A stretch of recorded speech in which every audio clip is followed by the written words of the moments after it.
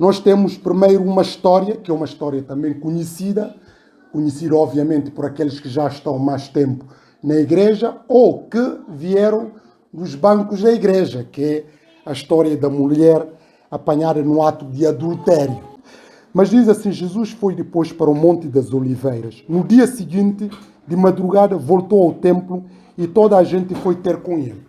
Nós, no capítulo anterior, nós vemos tensão que se viveu porque havia uma tentativa de querer prender Jesus. As autoridades judaicas queriam prender Jesus, embora ainda não tinha chegado a sua hora.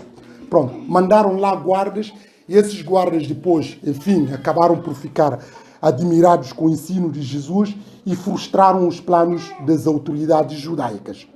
Mas mesmo assim nós vemos Jesus retirou-se e pernoitou-se a 3 quilômetros, porque nós estávamos num contexto de festa dos tabernáculos, que atraía muitos peregrinos para a cidade de Jerusalém. E Jesus, como era o seu costume, normalmente também teve, enfim, a ocasião de participar nesta festa. Mas nós vemos no capítulo 7 toda esta tensão que, enfim, rodava em torno do Senhor Jesus Cristo. Jesus não dormiu em Jerusalém. Ele foi para as zonas de Monte das Oliveiras, aproximadamente 3 quilômetros de distância. Ele não ficou na cidade, nós não sabemos porquê. Porventura podia não ter quem lhe hospedasse, mas também por aquela tensão que tinha acontecido no dia anterior. No dia seguinte, no versículo 2, de madrugada, voltou ao templo e toda a gente foi ter com ele. Ou seja, antes do romper do sol, o Senhor Jesus Cristo dirigiu para o sítio onde tinha sido bastante criticado e contestado, inclusive correr sérios riscos de vida. Ora, sabendo da presença de Jesus, mesmo sendo de manhã, muita gente foram ter com ele. E nesta ocasião diz-nos que Jesus sentou-se, começou a ensinar. Nós vemos aqui a postura que o Senhor Jesus Cristo teve perante essa multidão que foi ao encontro dele no templo. E essa postura é sentar para ensinar. Jesus ensinou de múltiplas formas. Ensinou, enfim, de pé e também sentado, e até nas situações mais adversas ele ensinou. Mas nós vemos aqui Jesus senta. E essa ideia de sentar é a ideia que remete-nos em última instância pela autoridade. Quem senta para ensinar é quem tem a autoridade para ensinar. Sentar para ensinar, sentar para que os outros venham ao redor para poder beber da sabedoria de quem está a ensinar. Logo, quem ensina está sentado, os outros que estão a ouvir, é porque essa pessoa tem a autoridade para ensinar. Como nós vemos, sobretudo, nos evangelhos de Mateus, Lucas, havia sequências que diz Jesus ensinava com a autoridade superior aos dos escribas e fariseus. Ele falava como quem fala da autoridade. E esta ideia de assentar é a ideia da própria autoridade para ensinar. E esta expressão, por exemplo, tem eco posterior no seio do catolicismo, que vem a palavra cátedra. Essa palavra é uma palavra que quando o Papa, por exemplo, faz o Urbi et Orbi, que é um discurso que faz do Vaticano para o mundo, aquilo é a autoridade. Ele senta naquela cadeira e pronuncia aquelas bulas, aquelas sentenças que vincula todos os fiéis católicos, porque são palavras que têm autoridade. E essa palavra, cátedra, ganha outro eco no meio acadêmico-científico. Quando o professor catedrático senta no anfiteatro, pode sentar, como também pode ficar de pé, ele quando ensina, ele tem autoridade para ensinar e não está vinculado a qualquer outro mestre, tem essa liberdade científica para ensinar. E todos aqueles que são os seus alunos são obrigados, enfim, a obedecer aquilo que ensina. E nós temos essa expressão tanto do ponto de vista religioso como do ponto de vista, enfim, científico. Mesmo no meio forense, por exemplo, o juiz que julga a causa, normalmente quando são causas, enfim, que envolvem mais complexidade ou causas mais solenes, normalmente sentam juízes e tem um que senta com martelo. Ele, quando fala, aquelas coisas que está a falar, são coisas que têm autoridade, que vinculam as partes e é obrigatório e tem que cumprir. E mesmo no que toca às instituições e para a própria República. vincula todas as instituições do país, como todos os cidadãos. Pronto, aquelas sentenças ali são a autoridade. Por isso, às vezes, dizem os assentos, esses assentos. Pronto. Mas, sem falar nestes contextos, mesmo nos contextos, por exemplo, africano, as pessoas que sentam, normalmente, que são mais velhos, sentam os outros pupilos, os filhos, enfim, outras pessoas que são da vizinhança, sentam para ouvir as histórias que essa pessoa que é de idade vai transmitindo oralmente. Há contextos ainda que a história, enfim, é passada oralmente. E essa oralidade, normalmente, as pessoas que têm esse poder, que têm essa autoridade, são os mais velhos. Contam-se histórias. Histórias podem ser, enfim, da família, também pode ser a história do país, mas essas pessoas têm autoridade e quando sentam, muita gente sentam ali para ouvir aquelas histórias, etc, etc. Pronto. Jesus, o facto de sentar aqui para ensinar, remete-nos também para essa autoridade que Jesus tem para, enfim, falar a palavra de Deus. Mas nós vemos aqui que ele sentou-se e começou a ensinar. Mas não especificou-nos o que é que Jesus estava a ensinar. Obviamente estava a falar do reino de Deus. Mas, entretanto, logo no versículo 3, os doutores da lei e os fariseus levaram-lhe uma mulher apanhada em adultério. Colocaram-no no meio do povo e disseram a Jesus: Mestre, esta mulher foi apanhada a cometer adultério. Moisés, na lei, mandou-nos apedrejar tais mulheres até a morte. E tu, que dizes? Nós vemos aqui Jesus foi interrompido no seu ensino. Mas foi interrompido para, enfim, pronunciar sobre uma situação ou sendo colocado como juiz para decidir sobre um diferendo, sobre um problema, sobre uma situação que surgiu. Mas não foi uma situação qualquer, foi uma situação grave, para não dizer gravíssima. E Jesus foi confrontado com essa situação. Essas pessoas que confrontaram Jesus com essa situação como juiz não eram também pessoas quaisquer.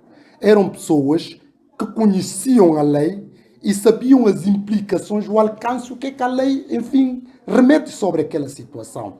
Eles que eram, enfim, autoridade na lei, eles que deviam saber o que é que devia fazer em relação àquela mulher, mas mesmo assim levaram Jesus, essa mulher, apanhada em adultério, colocaram-no no meio do povo e disseram a Jesus: Mestre, esta mulher foi apanhada a cometer adultério. Moisés, na lei, mandou-nos apedrejar tais mulheres até a morte. E tu o que dizes? No capítulo anterior, eles tinham chamado Jesus de enganador, de um impostor, de uma pessoa que estava a rogar de competências que não tem, etc, etc. Como é que é menos de 24 horas? Eles foram lá chamá-lo de mestre, tipo, é aquele engodo, aquela isca, tipo, de apanhar Jesus. E eles fizeram isso em muitos outros contextos. Até chegaram no Evangelho segundo Lucas.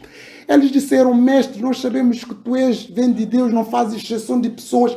Mas a intenção deles, ao fim, era tipo, porque vocês sabem que há pessoas, quando são elogiadas, às vezes distraem-se, não tomam cuidados que deviam ter, porque parte do princípio, estou perante aqui um amigo, mas eles não eram amigos, eles de facto estarem a chamar Jesus mestre, eles nem sequer reconheciam essa autoridade de Jesus, pronto.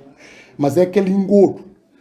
Levaram-lhe a mulher apanhada em adultério, colocaram-no no meio do povo e disseram a Jesus: Mestre, esta mulher foi apanhada a cometer adultério. Moisés, na lei, mandou-nos apedrejar tais mulheres até a morte. E tu o que dizes?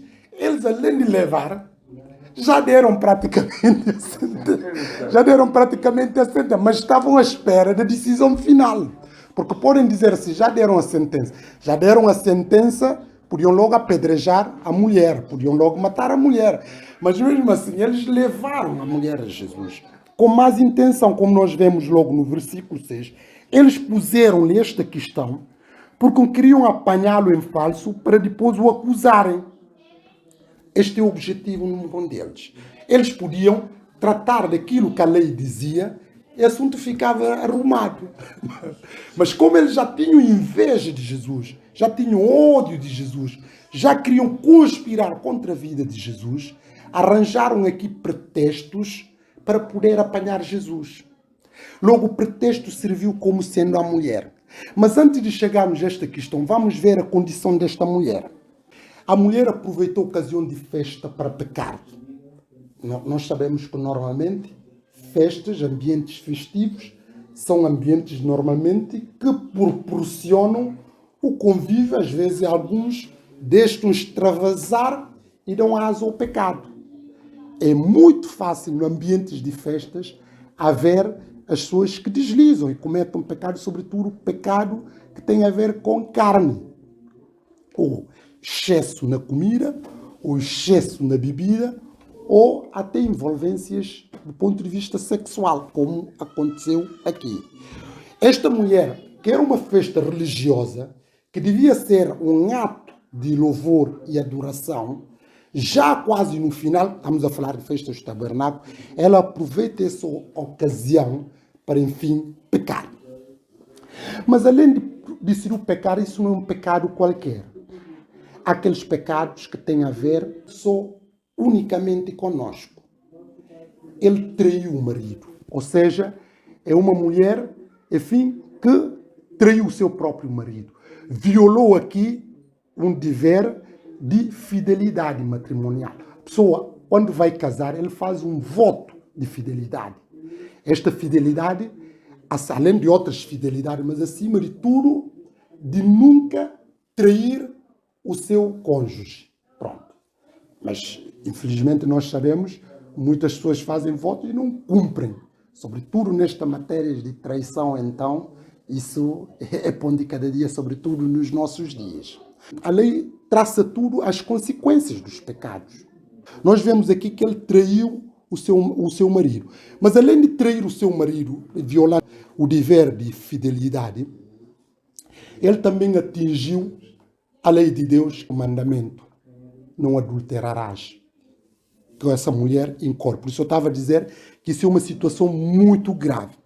Mas além disso, ele foi apanhado em pleno ato. Porque, atenção, há pessoas que pecam, às vezes não são descobertos. Não são descobertos, não há provas. É claro, contra Deus, ninguém pode invocar quem é inocente. Mas há muitas pessoas que às vezes podem fazer atos bastante criminosos, pecaminosos, e podem parecer santo aos olhos dos pecadores porque não são apanhados. Porque eles, quando vão pecar, quando vão fazer essas coisas, eles tomam cuidados redobrados para não serem descobertos. Mesmo nesses casos de traição, agora voltando do ponto de vista da conjugalidade, há pessoas que traem os seus parceiros, parceiras, e ninguém sabe.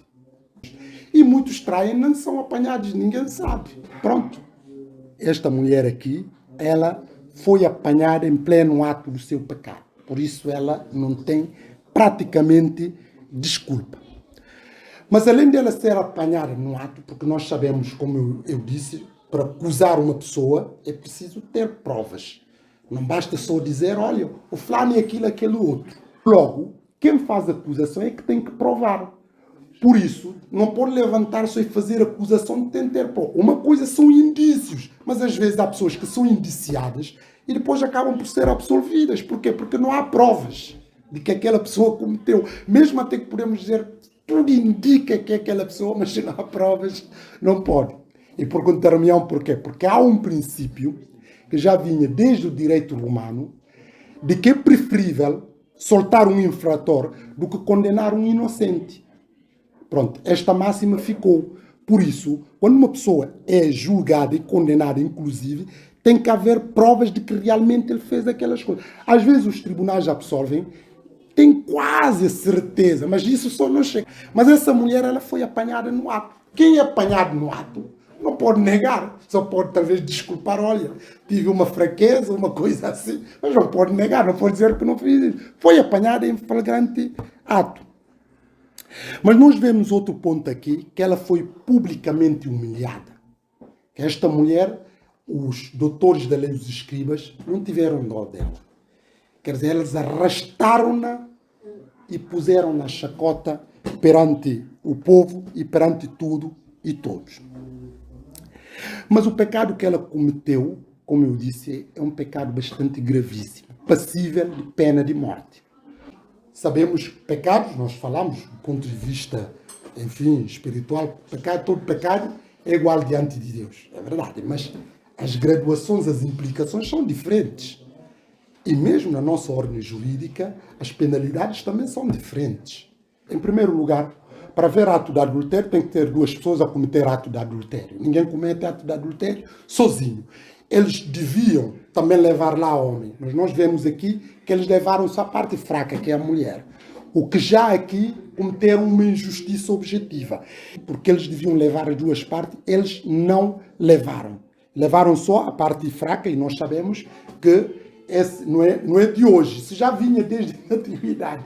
A mulher, há um juízo muito mais severo em relação à mulher por ser parte mais fraca. Pronto, desculpa-se mais os homens do que propriamente as mulheres. O homem, quando trai, sobretudo hoje na nossa sociedade, não é tão, enfim, hostilizado. Dizem, pá, teve uma fraqueza.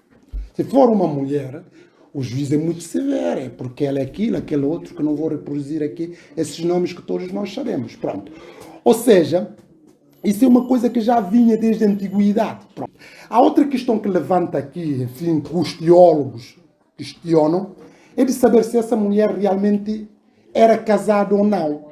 Porque o que a lei diz, por exemplo, Deuteronômio 22, 23 a 30, podem depois confirmar se quiserem, ele fala de noiva, quem é prometida ao casamento, ou quem mulher que é virgem, não fala em casos de casados. É claro que há uma, com extensão Levítico, capítulo 20, versículo 10, faz aqui uma interpretação analógica que tudo indica também se enquadra.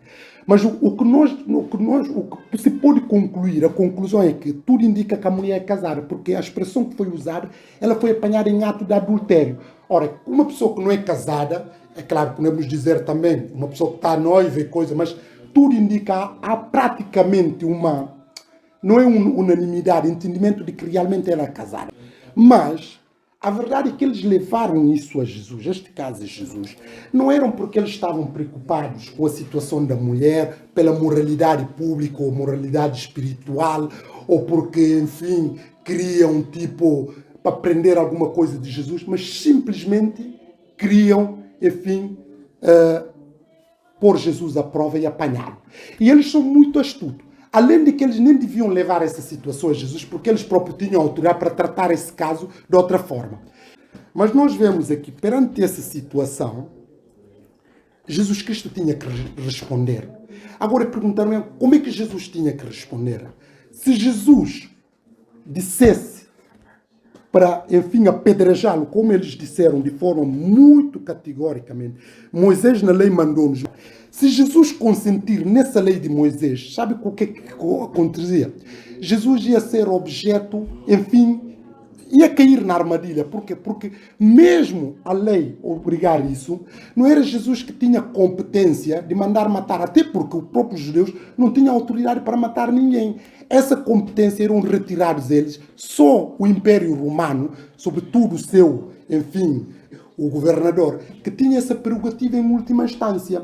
Aliás, vocês lembram mesmo do julgamento de Jesus? Eles já tinham condenado Jesus à morte, mas não podiam, tinham que levar Jesus perante Pilatos, para Pilatos confirmar essa decisão. Ou seja, se Jesus desse ordem para matar esta mulher, com base na lei de Moisés, eles apanhavam Jesus de outra forma de usurpar competências que não é da sua competência e entregavam-lhe aos romanos para depois... E Jesus ia ser morto, inevitavelmente.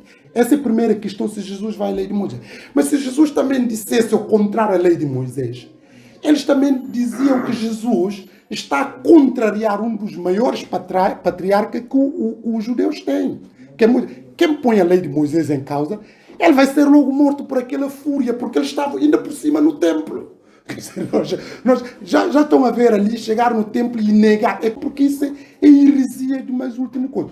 Ou seja, Jesus não tinha outra alternativa. Quer ir de um caminho e apanhá-lo, ir do outro e apanhá-lo. E Jesus, como é conhecedor das coisas, o que é que fez? Não tenho tempo agora para depois desenvolver, mas Jesus limitou. Lá está aquela coisa, nós temos que ser prontos a ouvir e tardios em falar. Porque a precipitação leva à queda. Jesus simplesmente inclinou-se e começou a escrever no chão com o dedo. Mas como continuavam a interrogá-lo, levantou e disse-lhe: aquele dentre vós que nunca pecou, atira-lhe a primeira pedra. Jesus inclinou-se novamente e continuou a escrever no chão. É interessante ver Jesus a escrever. Isso é a única passagem que nos diz que Jesus escrever. E há muita curiosidade de saber o que é que Jesus está a escrever. O que é que Jesus andou a escrever ali? E teríamos todo interesse em saber o que é que o Senhor Jesus escreveu. Porque Jesus não escreveu nada. Alguém tem alguma coisa que Jesus escreveu? Não temos. O que nós sabemos de Jesus foi o que os outros escreveram. Mas aqui Jesus escreveu, estava a escrever. O autor sagrado não nos registrou o que é que Jesus terá escrito. Pronto. Mas a verdade é que Jesus, as coisas que Jesus estava a escrever, tudo indica, não era indiferente àquela situação. Jesus começou a escrever. Mas repararem, Jesus não só escreveu, eles insistiram. Jesus disse: quem dentre vós não tenha pecado, seja primeiro a tirar pedra. Porque aqueles que tinham que tirar pedra, de acordo com a lei de Moisés, são as testemunhas. As testemunhas, para tirarem, eles têm que ser também imaculados, têm que ser naquela situação, naquele contexto. É porque essas pessoas também eram adúlteros. Como eu estava a dizer, há pessoas que pecam e nem sequer são descobertos. E Jesus expõe-nos aqui a sua fraqueza e a miséria espiritual na consciência dele, porque Jesus está a escrever, mas ao mesmo tempo eles também interrogavam perante aquelas perguntas de Jesus, fazer autoanálise. E nós vemos na passagem, começando desde os mais velhos até os mais novos, fugiram todos. Pronto. E perante essa situação, Jesus perguntou, nós vemos uma mulher que estava de cabisbaixo, estava quase humilhada. Jesus então levantou e perguntou-lhe: mulher, onde estão eles? Ninguém te condenou? Ninguém, Senhor, respondeu ela. Também eu te não condeno. Disse Jesus: vai-te embora e daqui em diante não tornes a pecar. Nós vemos aqui Jesus absolveu a mulher. Absolveu com garantia dela não voltar a pecar. E isso leva-nos a pensar o que é o tribunal dos homens e o tribunal divino. O julgamento dos homens, como nós vemos logo a seguir que Jesus fala, é um julgamento às vezes parcial. É um julgamento que envolve, como nós vemos, a mulher está a ser julgada, tudo bem que cometeu aquele ato, mas deixaram outro que estava no mesmo ato com ele. É este mesmo tribunal humano que nós vemos, que condenou Jesus e absolveu Barabás, que é um criminoso. Ou seja, o tribunal humano é um tribunal parcial e muitas das vezes tendencioso. Mas o tribunal divino, ele expõe tudo que é às claras e, enfim, mostra-nos aquilo que é a nossa situação. Jesus depois entra aqui, não vamos já ter tempo para tentar desenvolver isso, sobre o facto dele ser a luz do mundo. Mas é a luz que veio para alumiar, para mostrar o caminho, para endireitar, para fazer levar as pessoas a Deus. E Jesus assume como sendo a luz do mundo. E essa luz que ilumina os nossos corações e habilita-nos a reconciliar com Deus e a reconciliar com o próximo e a reconciliar com tudo e todos ao nosso redor.